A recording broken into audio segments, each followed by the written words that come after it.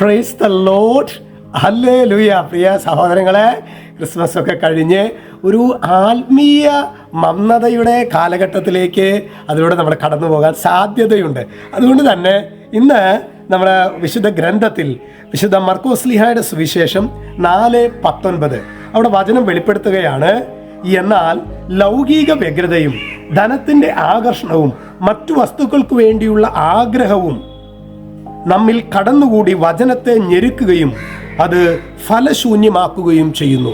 പ്രിയ സഹോദരങ്ങളെ, നമ്മുടെ ജീവിതത്തിൽ വലിയൊരു പ്രലോഭനമാണ്, പ്രത്യേകിച്ച് ഈ ഒരു ക്രിസ്മസ് സീസൺ കഴിഞ്ഞിരിക്കുന്ന അവസ്ഥയിൽ നമ്മുടെ ജീവിതത്തിലെ ഈ ആത്മീയ മരവിപ്പ് കയറി വരുന്നുണ്ടോ എന്ന് ഒന്ന് രണ്ട് കാര്യങ്ങളൊന്ന് നോക്കിക്കഴിഞ്ഞാൽ നമുക്ക് മനസ്സിലാകും. അതിലൊന്നാമത്തേതാണ് ക്രിസ്തുമസ് ദിവസത്തിൽ യേശുവിനെ കുറിച്ച് സംസാരിക്കുമ്പോഴും യേശുവിനെ മറക്കുന്ന ഒരു അപകടം നമ്മളിൽ ഉണ്ടാകാം.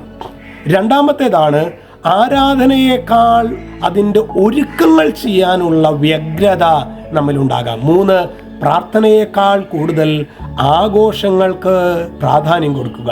4, ദൈവ സാന്നിധ്യത്തെക്കാൾ തിരക്കുകളാൽ നിറയ്ക്കുക.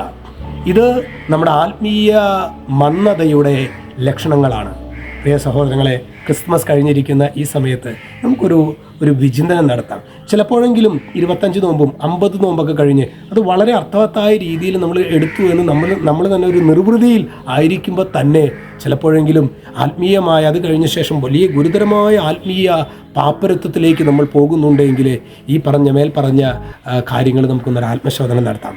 ഈശോ നമ്മെല്ലാവരെയും സമൃദ്ധമായിട്ട് അനുഗ്രഹിക്കട്ടെ. നമ്മൾ തുടർന്ന് പുതിയൊരു വർഷത്തിലേക്ക് പ്രവേശിക്കുകയാണ്.